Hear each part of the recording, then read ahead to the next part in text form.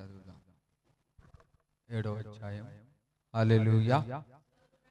మనకు ఈ వాక్యం వింటున్నప్పుడు మనకు ఈ రోజున చాలా విచిత్రంగాను స్పెషల్గాను ఉంటుంది. ఎందుకంటే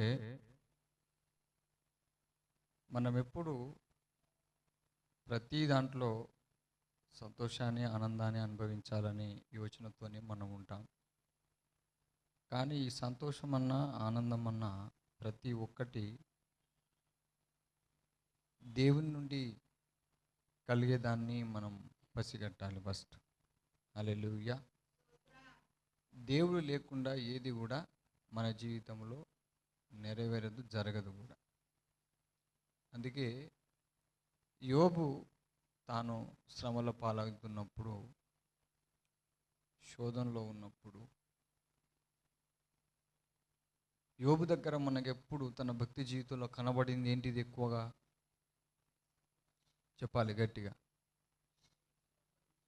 మీకు తెలిసింది చెప్పండి. యోబు దగ్గర ఎక్కువగా దేవుని భక్తి విషయంలో ఎక్కువ కనబడింది ఏంటిది? ఈరోజు వాక్యానుసారంగా చెప్పండి. ఈరోజు ఇక్కడ ఉన్న సిచ్యువేషన్ని బట్టి చెప్పండి.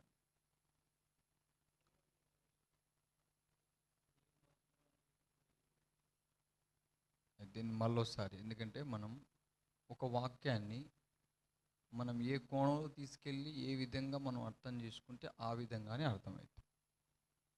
నాకు తెలిసింది ఏంటంటే యోబు తన భక్తి జీవితంలో ఎక్కువగా విందు చేసేటువంటి జీవితం యోబుకి ఎక్కువగా ఉంటుంది.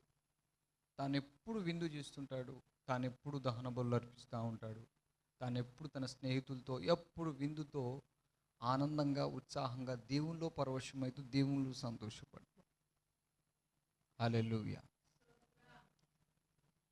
కొంతమంది మనకు మంచిగా అన్నం కూరలు వండి పెట్టే వాళ్ళంటే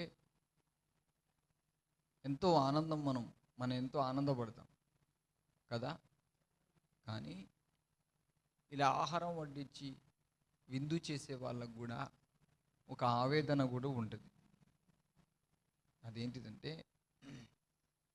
ఎంత ఆనందాన్ని 10 మంది ఆకలి తీర్చి 10 మందికి చేయగడిగించి 10 మందిని అందరికీ అన్నం బాగుందా, కూర బాగుందా అని అందరిని అడుగుతూ వాళ్ళందరి హృదయాలు సంతోషపెట్టి వారి జీవితంలో వారి ఆకలి తీర్చి ఆనందింపజేసేటువంటి ఈ ఆత్మ సంబంధమైన విందు భక్తి ద్వారా దేవుని దగ్గర యోబు ఏ పేరు తెచ్చుకున్నాడు? దేవుని యందు భయభక్తి కలిగిన వాడని తీసుకొచ్చాడు.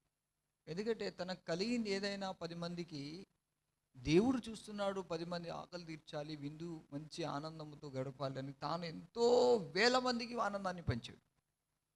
హల్లెలూయా. ఎప్పుడు తాను ఆనందంగా ఉన్నాడు, అనేకులకు ఆనందాన్ని పంచిపెట్టాడు. కానీ ఒక దినము యోబుకు ఏం జరిగిందంట చదువుదాం. ఇప్పుడు 3వ అధ్యాయమా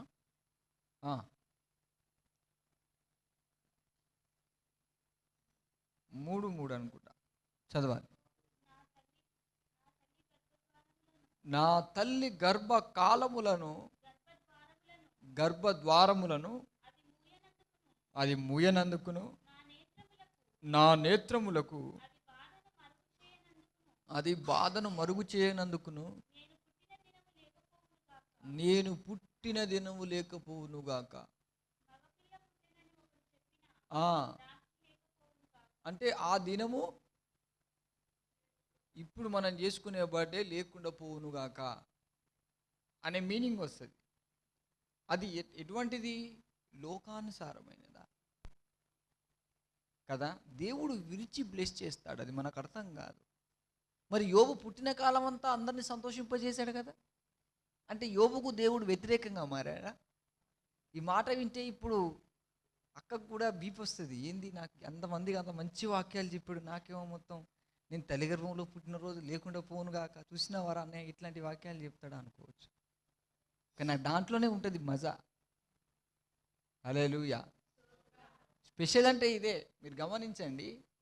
తనకు ఒక ఆవేదన ఏంటంటే ఇంతమందిని నేను విందు చేసి ఎంతమంది ఆకలి తీర్చి సంతోషపడిన వాళ్ళే ఉన్నారు, కానీ ఈరోజు నాకు దుఃఖము బాధ వేదన కలగజేస్తే ఈ బాధల్లో నేను పుట్టిన దినము కనుమరుగైపోతే బాగుండేది, పుట్టుకుంటే బాగుండు అన్నాడు. ఎందుకంటే తాను లోకములో పుట్టి దేవుని ఆనందాన్ని పొందుకుంటూ పంచుకుంటూ వచ్చాడు, కానీ తన పుట్టుక వల్ల దేవునికి మహిమ తెచ్చింది ఏం లేదు. హల్లెలూయా. అందుకే లోక సంబంధమైన లోకంలో మనం చేసే పుట్టుక వేడుకను దైవజనుడు ఎందుకు చేయడు? ఇప్పుడు ఇన్ని సంవత్సరాలు, ఇప్పుడు 20 సంవత్సరాల నుంచి వీళ్ళు పరిచర్లో సేవలో ఉన్నారు. నేను ఎప్పుడు కూడా ఎవరి బర్త్డే చేయలేదు, నాది నేను కూడా చేసుకోలేదు. ఎందుకు చేయడు అంటే అది లోకం నుండి వచ్చిన పుట్టుక కాబట్టి చేయలేదు. మరి ఈరోజు ఎందుకు ఇలా జరుగుతుంది? మరి ఈరోజు ఎందుకు ఇలా చేస్తున్నారంటే దేవుని అనుమతి కొరకు ఎదురు చూస్తే, నేను దేవుడు చెప్పాలి నాకు, ఎవరు కాదన్నా చేయను, ఎవరు కావాలన్నా చేసుకోను, అది దేవుని నుండి బ్లెస్సింగ్ రావాలి. స్పెషల్ అదే, అది మనకు అర్థం కాదు, మన కోణం వేరే, మన ఆలోచనలు వేరే. ఈ మాటను ఎందుకు అన్నాడు? ఇప్పుడు ఎక్లేషియన్స్ ప్రసంగి గ్రంథం 7వ అధ్యాయం 1వ వాక్యం చదవాలి నువ్వే గట్టిగా. ఏముంది అక్కడ? గట్టిగా. సుగంధ తైలము కంటే అగ్గో ఒకని జన్మదినము కంటే సచ్చిందే మేలు, సచ్చిన దినమే మేలు అంటున్నాడు. ఇలాంటప్పుడు ఎవడైనా బర్త్డే చేసుకుంటాడా? ఇప్పుడు యోబు అదే చెప్పాడు, ప్రసంగి కూడా. అందుకు దైవజనుడు కొంతమంది తల్లి గర్భములో పుట్టిన రోజు అంటే దైవజనుడికి పడదు. ఏంటంటే వాళ్ళు దేవుని కడుపులో పుట్టినట్టుగా లేరు కాబట్టి దాన్ని హోల్డ్లో పెడతారు. కొన్నిసార్లు మన అకౌంట్లో ఏమైపోతాయి, హోల్డ్లో పడతాయి. చూసారా, ₹1 కూడా రాదు బయటికి. దేవుడు కూడా ఒక మనిషి జీవితాన్ని, వాళ్ళ ఆలోచన, వాళ్ళ తలంపులు, వాళ్ళ ఊహలు కేవలము ఎవడు బర్త్డే చేసుకున్నా, మా అమ్మ కంటేనే పుట్టిన, మా అమ్మనే కన్నది, మా నాన్న, ఇలాంటి ఉద్దేశాలతోనే చాలామంది. సో అలాంటి పుట్టుక దినము వేస్ట్ అంట. మరి ఎలాంటి పుట్టుక కావాలంటున్నాడు తెలుసా? దైవ సంబంధమైనది. ఇదిగో నేను నేడు నిన్ను కనియున్నాను. Praise the Lord. అందుకే దైవజనుడు ఒక పాట పాడతాడు. నేను ఆ పాట పాడాలని ఆశపడుతున్నాను. ఈగో పెట్టే తమ్ముడు పెట్టచ్చు. మనం హోసన్న పాటల్లో ఆ ఒక చరణం పాడదాం. హల్లెలూయా. నా జన్మభూమి వికటించగా మారిపోయేనే మరో భూమిగా. నా జన్మభూమి వికటించగా మారిపోయేనే మరో భూమిగా. నీ కౌగిలి నన్ను దాచలే, నీ త్యాగమే నన్ను దోచెనే. నీ కౌగిలి నన్ను దాచలే, నీ త్యాగమే నన్ను దోచెనే. నీ కృపయే నిత్యత్వమా, నీ స్వాస్థ్యమే అమరత్వమా. నీ కృపయే నిత్యత్వమా, నీ స్వాస్థ్యమే అమరత్వమా. నీ కృప నాకు చాలును, నీ కృప లేనిది నీ బ్రతుకలేను. నీ కృప నాకు చాలును, నీ కృప లేనిది నీ బ్రతుకలేను. నీ కృప లేనిది నీ బ్రతుకలేను. నా జన్మభూమి వికటించగా మారిపోయింది మరుభూమిగా. నా జన్మభూమి వికటించగా మారిపోయింది మరుభూమి. కౌగిలి నన్ను దాచలే, నీ త్యాగమే నన్ను దోచెనే. నీ కౌగిలి నన్ను దాచలే, నీ త్యాగమే నన్ను దోచెనే. నీ కృపయే నిత్య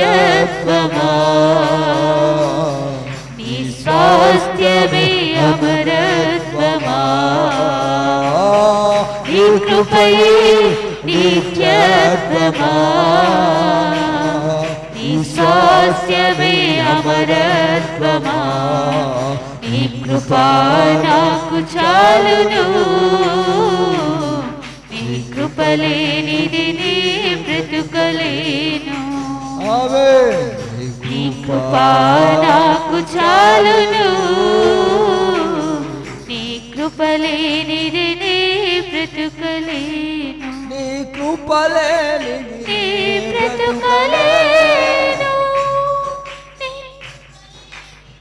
ఎప్పుడైతే మన జన్మభూమి విఘటించిపోయింది, నా దేవుడే నా నూతన జన్మనిచ్చాడు, నా ప్రభువే నన్ను తల్లి గర్భంలో ఉద్భవింప చేసిన వాడు అని ఆ కనెక్టివిటీ, ఆ అంతరంగ రహస్యము ఆ దావీదు కీర్తన గ్రంథంలో చెప్పినట్టుగా తల్లి గర్భములో ఉద్భవింప చేసిన వాడవు నీవే అంటాడు.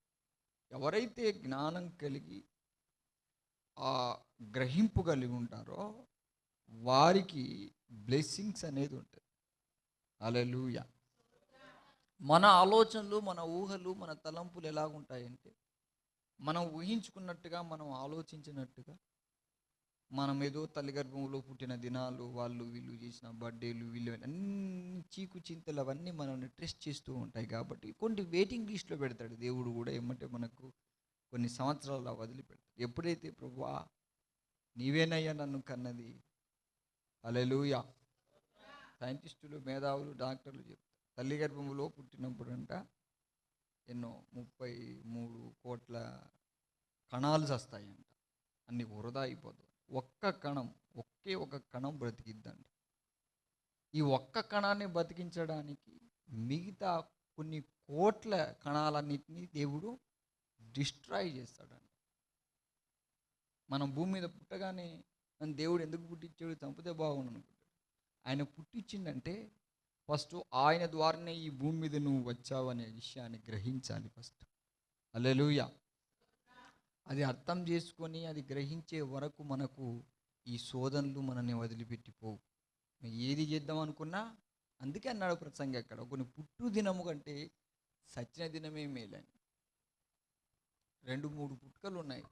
దీంట్లో మనకు మారు మనసుకు తగిన పుట్టుక కనబడుతుంది. చిన్న కుమారుడు, తప్పిపోయిన కుమారుడు.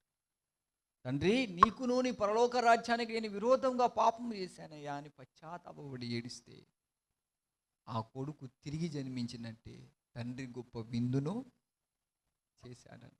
నీ కుమార్తెగా, నీ కుమారుడుగా ఉండే అర్హత నాకు లేదని మనం పశ్చాత్తాపపడి ఏడ్చి నువ్వు నాకు కన్నావు కదా అని మన మనసు, మన హృదయంలో ఆయన వైపు తిరిగినప్పుడు ఆ విందు కానీ ఆ పుట్టుక వేడుక మహా ఆర్భాటంగా ఉంటుంది. Praise the Lord. అది ఆత్మకును భవిష్యత్తులో క్షేమకరంగానూ ఉంటుంది. అందుకే నేను ఎవరైనా చెప్తే నేను ఊరకను, ఆలోచిస్తాను, ప్రార్థిస్తాను, స్తుతిస్తాను, దేవుని సమయం కొరకు వెయిట్ చేస్తాను. దేవుడు ఎప్పుడు మనలాగా పరిగెత్తడు, ఆయన లేట్ అయినా క్లారిటీ చేస్తాడు. అందుకే హెబ్రీ రాసిన పత్రికలు చెప్పాడు మనకు, అక్కడ తన భక్తుని గురించి, తన కుమారుని గురించి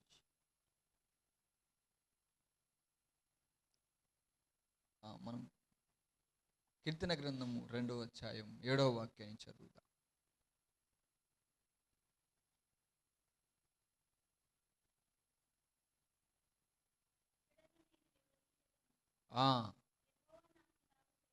కీర్తనలు 2:7 ఏమంటున్నాడు?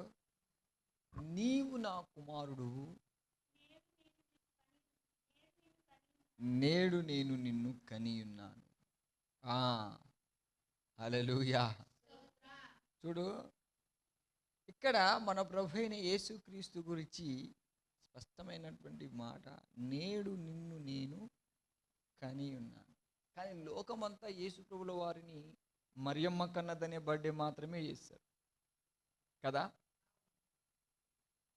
అందుకే క్రిస్మస్ రోజున చాలా డిస్టర్బ్ అవుతుంది. నేను దాని కొరకు కూడా ప్రార్థిస్తాను, ప్రభువా మీరు పరలోకపు తండ్రి ద్వారా ఈ లోకానికి వచ్చారు, శరీరాన్ని దాల్చారే కానీ అక్కడ మరియమ్మ కాదు, నీ ఆత్మ ద్వారా ఆమె గర్భం దాల్చింది, మీరు కన్నారన్నట్టుగా ఉంటాను నేను. అందుకే ఈ క్రిస్మస్ పండుగ ఇప్పుడు ఈ 2-3 నెలలు నేను కేవలం పండుగ కోసమే ప్రార్థిస్తాను. అంటే యేసు ప్రభుల వారి పుట్టుక దీనికి ఈ ప్రపంచంలో ఎవరి పుట్టుక కూడా ఆయన పుట్టుకకు సాటి అనేది కాదు కాబట్టి. అందుకే మొన్నటి వరకు గాజాది పాలిస్తాన్ మన ఈ గాజాకు ఇజ్రాయెల్ ఎంత పోరు జరుగుతూ ఉంది. అది నిమ్మలం కావాలి. ఇప్పుడు నీ యొక్క పుట్టుక హ్యాపీ బర్త్డే జరగబోతుంది కాబట్టి అన్ని దేశాల మధ్యలో అల్లకలాలు ఆగిపోవాలి. అది నేను ప్రార్థన చేస్తాను. ఎందుకంటే నేను ఇన్ని పరిస్థితుల్లో ఉండకూడదు. నేను దేవుని గురించి ఆలోచిస్తాను. ఆయన నన్ను కన్నాడు కాబట్టి కుమారుని కానీ నేను ఆయన గురించి ఆలోచిస్తాను. అమ్మ గురించో, చెల్లె గురించో, అక్క గురించో మమ్మల్ని ఎవరు పట్టించుకోరు, మమ్మల్ని ఎవరు, అది ఎప్పుడో పోయింది గతం. ఇప్పుడు నా ధ్యానం వేరే, ఎవరిది వాళ్ళు చూసుకోవాలి. మీరు కూడా యేసు ప్రభుల వారు మిమ్మల్ని కన్నట్టుగా ఫీల్ కావాలి. ఏమర్థమైంది మీకు? 33 కోట్ల శుక్రకణాలు చచ్చితే జీవకణం ఒకటే బతికిందంట. ఎందుకు బతికిచ్చాడు దేవుడు నిన్ను? తిని నిద్రపోమ్మన బ్రతికి ఆయన నామాన్ని కీర్తించడానికి. అందుకే మనం ఎప్పుడు కూడా మొదటి యోహాను పత్రిక 5వ అధ్యాయాన్ని చదువుతాం. మొదటి వాక్యాన్ని. మనం ఎలా పుట్టాం ఆయనలో అంటే ఆయన యందు మన విశ్వాసం ఉంచడం ద్వారా. హల్లెలూయా. చదవండి.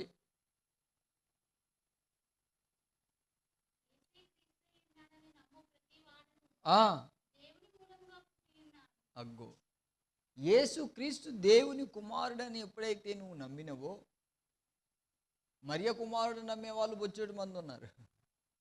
ఆయన మరియ కుమారుడు అంటే శరీరాన్ని బట్టి మరియ కుమారుడే, కానీ ఇప్పుడు మరియ కుమారుడు అంటే నీది నాది వాసిపోతాయి ఎక్కడక్కడ. ఆయన దేవుని కుమారుడు స్పష్టంగా ఉంది. యేసే క్రీస్తు అయ్యున్నాడని అంటే క్రీస్తు దేవుని కుమారునిగా క్రీస్తు అయ్యున్నాడని నమ్ము ప్రతివాడును దేవుని మూలముగా పుట్టి ఉన్నాడు. దేవుని ఎలా పుట్టామంట? ఆయన నమ్మడం ద్వారా, విశ్వాసం ఉండడం ద్వారా ఆటోమేటిక్గా యేసుక్రీస్తు ద్వారా మనం కూడా యేసుక్రీస్తు ద్వారానే పుట్టినట్టు. మన గత పుట్టుకలో ఏది జ్ఞాపకం రాదు. ఎలా? మనం ఎప్పుడైతే తల్లి గర్భములో నన్ను ఉద్భవింపచేసిన వాడవు నీవేనని ఈ యొక్క దావీదు కీర్తన గ్రంథాన్ని మనం ధ్యానించినాం. అప్పుడు అది స్పెషల్గా ఉంటుంది. కాబట్టి నేను చాలామందికి చేయింది. అందుకే ఈరోజు నా చేసిన దానికి ఒక మంచి ఉత్తేజం ఏంటంటే ఆ బిడ్డ ప్రభుని స్తుతిస్తూ పాటలు పాడి ఆరాధించి, అంతే ఈ మనుషుల ప్రేమలన్నీ. ఎవ్వరు నాకేం చేయరు. నా యేసయ్య ఎప్పుడైతే మనసు ఎప్పుడు దేవుని బట్టి టర్న్ అవుతుందో గుర్తుపెట్టుకో, నా మీద తీసుకొని వస్తాను మెల్లగా. అప్పుడు కూడా నేను విరిచేస్తాను. ఎందుకంటే వాళ్ళు దేవుని వైపు మళ్ళాలి. Praise the lord. వాళ్ళు దేవుణ్ణి హర్షిస్తూ, దేవుని కీర్తిస్తూ, దేవుని ఆరాధిస్తూ వెళ్ళిపోయారనుకో, ఇక నా ఫోకస్ వాళ్ళ మీద పడింది. నా మీదకి వస్తే కూడా నేను దాన్ని టర్న్ చేస్తాను. అది మా ఇంటి వాళ్ళకి ఇప్పటివరకు అర్థం కాలేదు, భక్తులకు అర్థం కాలేదు, ఎవరికి అర్థం కాలేదు. అర్థం కానీ ఇలాగే ఉంటాను. నేను దేవునికి అర్థమైనా దేవుడు నాకు అర్థమైంది చాలు. Praise the Lord. అందుకే చూడండి ఏమంటున్నాడు?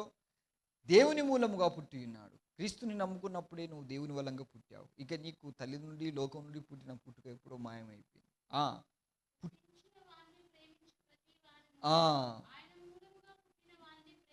Praise the lord. ఇంతకుముందు మన ప్రేమ ఎవరి మీదకి పోయేది? చెప్పాలి గట్టిగా కదా. మా అమ్మ నన్ను గన్నదని వాళ్ళ మీద ఎక్కలేని ప్రేమ పోయేది. అందుకే విరిస్తాడు దేవుడు. ఇప్పుడు ఎవరి మీద పోద్ది? నా జన్మభూమి వికటించగా మారిపోయి. అబ్రహాము హారాను వదిలిపెట్టి కానానుకు బయలుదేరాడు. ఎక్కడ హ్యాపీ బర్త్డే చేసుకున్నాడు తాను? తన హ్యాపీ బర్త్డే మొత్తం దేవుని మాట వలన. Praise the Lord. అందుకని ఆ వాక్యము కృపా సత్య సంపూర్ణుడై తన తల్లి, అన్న, దమ్ముడు అందరినీ వదిలిపెట్టి వచ్చినాడు. కానీ అబ్రహాము చేత దేవుడు గొప్ప విందు చేయించాడు. హల్లెలూయా. ఆ విందు దేవదూతలకే మహిమ, దేవునికే మహిమకరంగా మారింది. మనం విందు చేస్తాం, కానీ ఆ విందు అనేకులు సంతోషపడతారు. ఇంకా వాళ్ళు తిని మనకి ఏదైనా ఒక బాధ పెట్టిపోతారు. మనం బాధపడినందుకు ఫీల్ కావద్దు. వారి ఆకలి తీర్చి వాళ్ళు సంతోషపడ్డారు. చూసావా? దాని మూలంగా నువ్వు నేను యేసయ్యకు పుట్టిన వారిని కనబడతాం. ప్రభు స్పెషల్. ఆయన రక్తము చిందించి తన శరీరాన్ని ఇచ్చి మనకు జీవం ఇచ్చిన జీవాధిపతి అయిన ప్రేమ ఆయన్ను. అందుకే ఆయన మూలంగా పుట్టినవాడు ఏం చేస్తాడు? ఆయనను ప్రేమిస్తాడు. ప్రేమించినవాడు ఏం చేస్తాడు? ఆయనకు పాటలు పాడతాడు, ఆరాధిస్తాడు, వాక్యం చదువుతాడు, దేవుని కొరకు కనిపెడతాడు, ప్రభువాన్ని బ్లెస్ చేయి అంటాడు. అలాగుంటుందా ఈ లోకంలో చేసుకునేది? ఉండదు. కాబట్టి దైవజనుడు చేయడు. అందుకని అంటాడు అక్కడ, నేను ఇన్ని విందులు చేశాను కదా, అసలు తల్లి గర్భంలో కొడుకు పుట్టిన నా రోజు లేకుండా పోవును గాక అన్నాడు యోబు కదా. ప్రసంగం అంటాడు, పుట్టిన దిన కూడా సచిన్ దినం వెళ్ళరా నాయన అన్నాడు. ఎందుకంటే పుట్టుక గురించి లోకమంతా ఈ లోక మాలిన్యంతో పుట్టిన కలలుగంటుంది, కానీ ఇది దేవుడు ఉద్భవింప చేశాడనే విషయాన్ని పసిగట్టట్లేదు. అయితే మనకేందంటే దేవుని కడుపులో పుట్టినట్టుగా, దేవుడు ఉద్భవింపజేసినట్టుగా ఈ రోజున నాకు అలాంటి ఎక్స్ప్రెషన్ అనిపించింది. నాకు చాలా మంచిగా అనిపించింది హృదయంలో. Praise the Lord. దేవుడు దాన్ని ఇన్వైట్ చేశాడు, దాన్ని గ్రహించాను, నేను ప్రార్థన చేశాను. అందుకే నేను ఈ రోజున మరి తన కుమార్తెగా ఉన్నటువంటి సిస్టర్ సాత్వికని దేవుడు బ్లెస్ చేయడానికి ప్రార్థన చేసి అందరినీ, ప్రభు నువ్వు చెప్పినాక నేను ఆపేది లేదు, నీ నుండి జవాబు కొరకు ఎదురు చూశాను. ఆమేన్. అందుకని ఏమంటున్నాడు ప్రభు, నీవు నా కుమారుడు, నేడు నేను నిన్ను. ఎప్పుడు ఆ ఉద్దేశం, ఆ ఆలోచనలు ఎప్పుడు వచ్చింది? మనం దావీదులాగా కీర్తన గ్రంథంలో ఒకసారి అది జ్ఞానం చేద్దాం.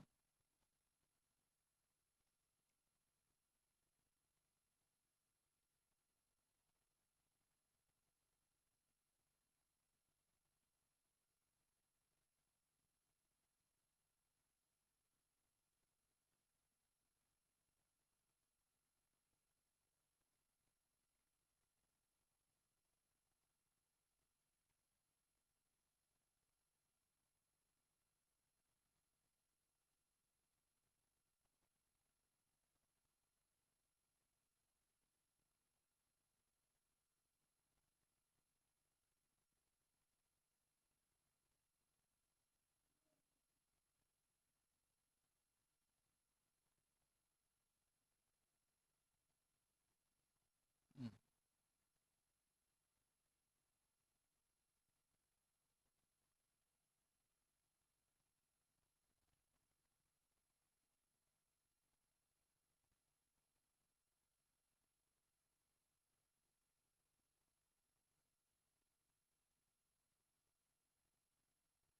127 కీర్తనలు అనుకుంటా, ఎన్నోసార్లు మనం చదివాం. ఆ,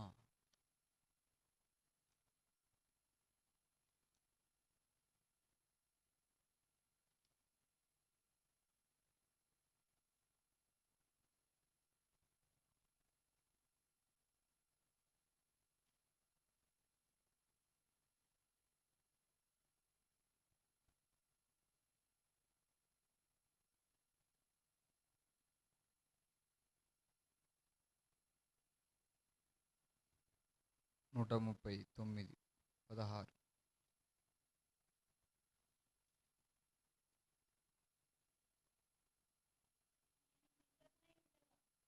ఉమ్, ఉమ్, ఆ, హల్లెలూయా. నేను పిండమున ఉండగానే నీ కన్నులు నన్ను, ఆయన అక్కడ తన కనుదృష్టితో చూసినట్టుగా ఉంది. ఇంకొక వాక్యంలో, ఇంకొక వాక్యం,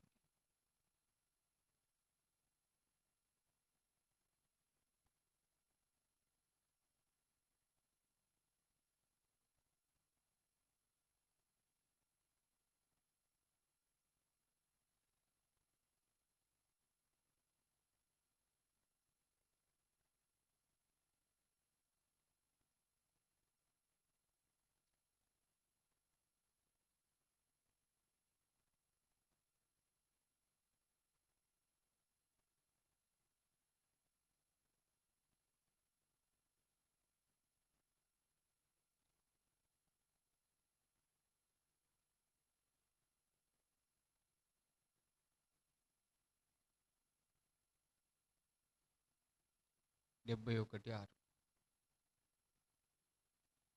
ఇది అసలు వాక్యం. గుర్తుపెట్టుకోవాలి, జీవితంలో గుర్తుపెట్టుకోవాలి. ఇవి చాలా ఇంపార్టెంట్ వాక్యాలు, ఇలా మర్చిపోవద్దు. నేను ప్రతిసారి మీకు చెప్పాను, ఒకసారి చెప్తే గుర్తుపెట్టుకో. చదవండి. 71:6. గర్భవాసినై మొదలుకొని, ఆ, ఇప్పుడు ఏది ఆయన ఆలోచన ఎలాగుంది చూడండి.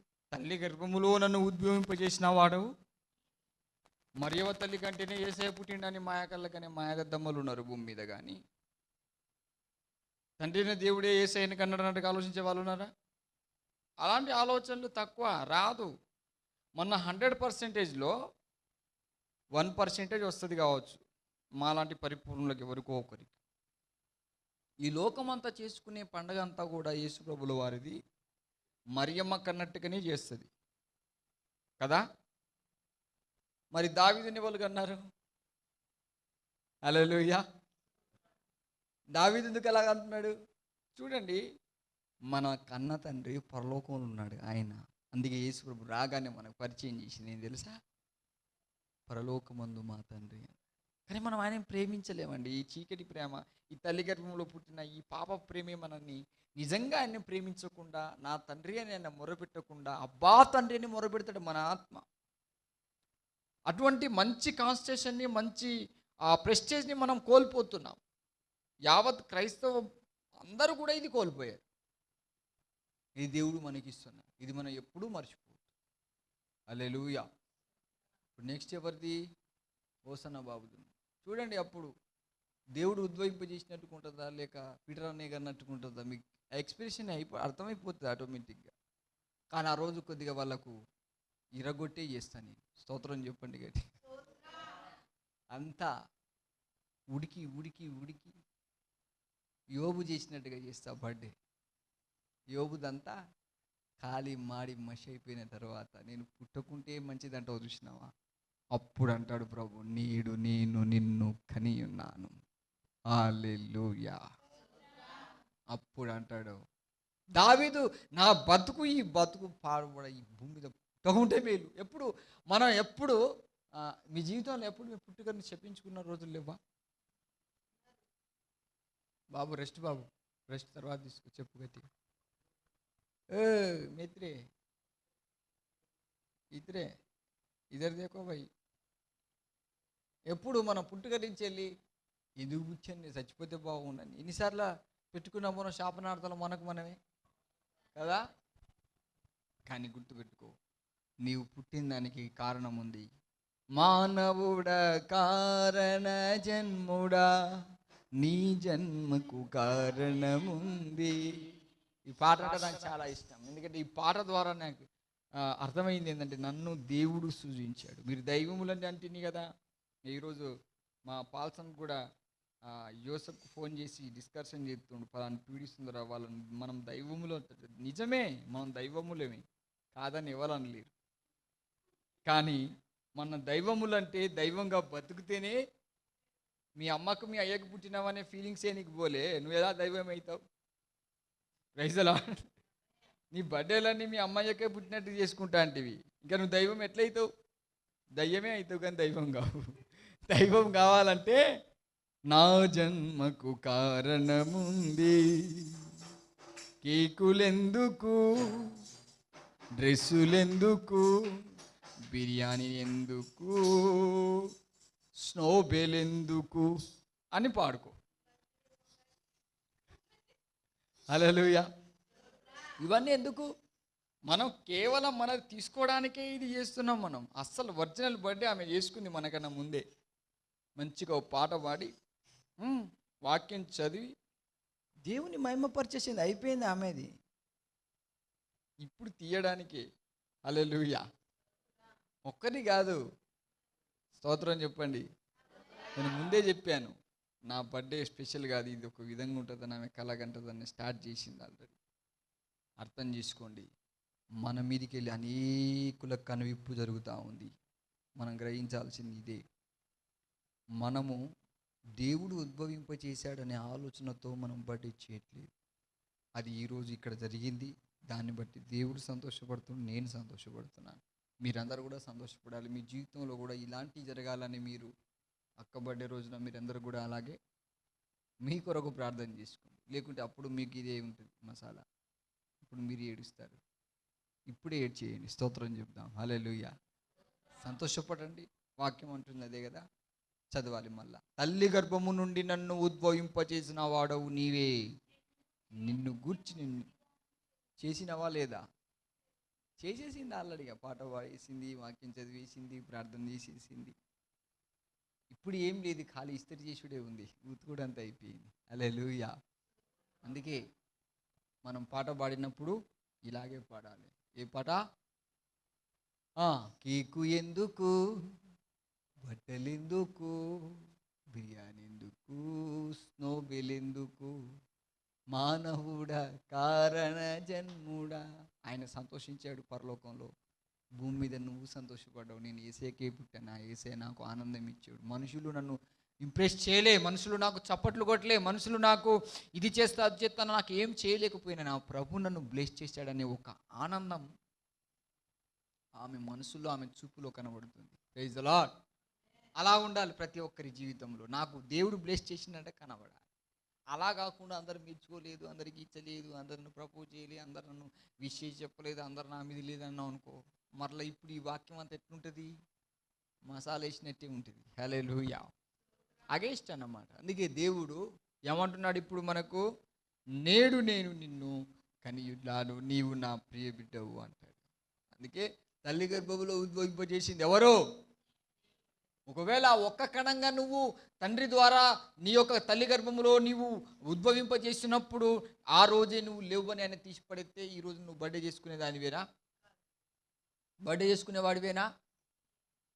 చాలామంది పుట్టి సచ్చి సమాధిలో పోయిన వాళ్ళు ఉన్నారు, లేరా? ఎందుకు బతికిచ్చాడు ప్రభు? ఇప్పుడు తన నామానికే, నీ నామముకే మహిమంతా తెచ్చుకుందువు, ఏమైనా బడ్డే మొత్తం మార్చగలవు, మహిమంతా తెచ్చుకుందువు, యేసయ్యా యేసయ్యా, నీకే నీకే సాధ్యము, యేసయ్యా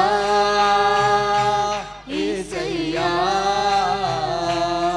నీకే నీకే సాధ్యము, ఏమైనా బర్త్డే మొత్తం మార్చ. ఎవరికి వస్తుంది ఇప్పుడు మహిమ? అది ఇప్పుడు బిర్యానీ కంటే సూపర్. Praise the lord. ఎందుకంటే ఆయన, నా ఆశ అంతా అది, నా దగ్గర నా బిడ్డలు ప్రతి ఒక్కరూ ఆయన బ్లెస్ చేయాలి. హల్లెలూయా. మోకాలు వంచండి. పరిశుద్ధాత్మ దేవుడు ఈ సమయంలో, O mighty fire, the holy ghost, the fire, the master wonder fire. పరిశుద్ధాత్మ దేవుడు ఆనందిస్తూ ఉన్నాడు. నన్ను ప్రేమించి నేను ఉద్భవింప చేశానని నన్ను మహిమపరిచేవాడు ఒక్కడు లేడు.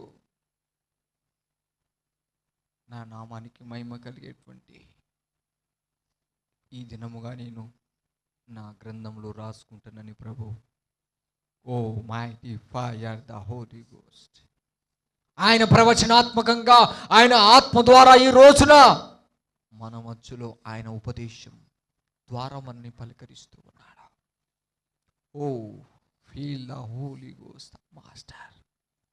పరిశుద్ధాత్మ దేవుడు అంటూ ఉన్నాడు, ప్రతి బిడ్డను నిన్ను నా యొక్క చిత్తము నిమిత్తమే. O hallelujah, mighty fire, the holy ghost.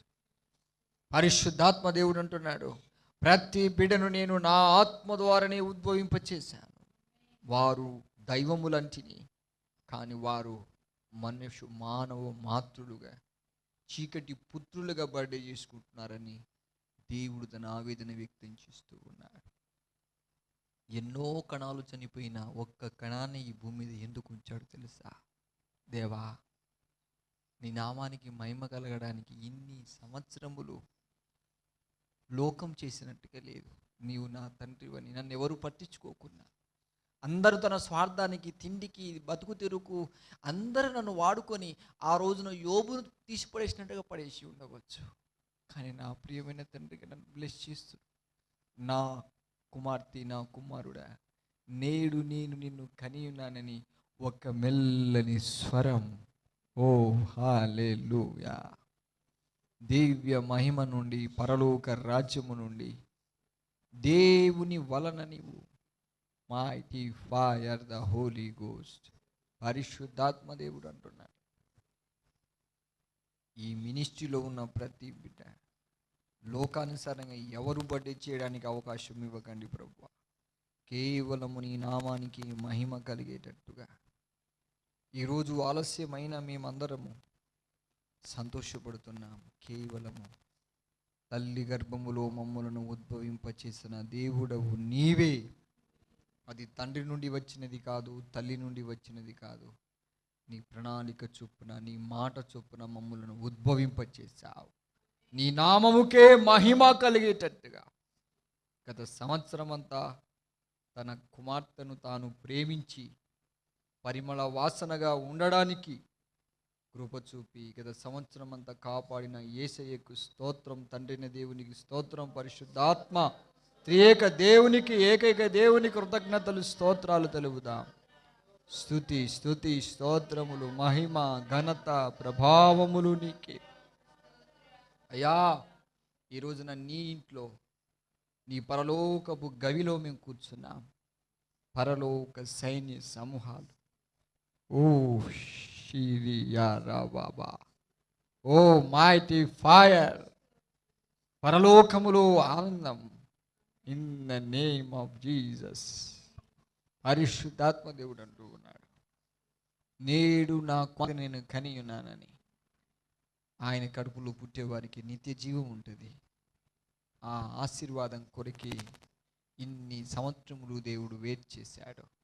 ప్రభువా, నీ జ్ఞానము మితి లేనిది. నిన్ను అర్థం చేసుకోవడం మా వల్ల కాదు. అన్నర మాత్రము ప్రభువా, నీ బిడ్డను తల్లి గర్భము నుండి, తండ్రి నుండి వచ్చిన ఉద్భవం కాదు, కానీ నీ వాక్కు చేత నీవు ప్రత్యేకించినావు.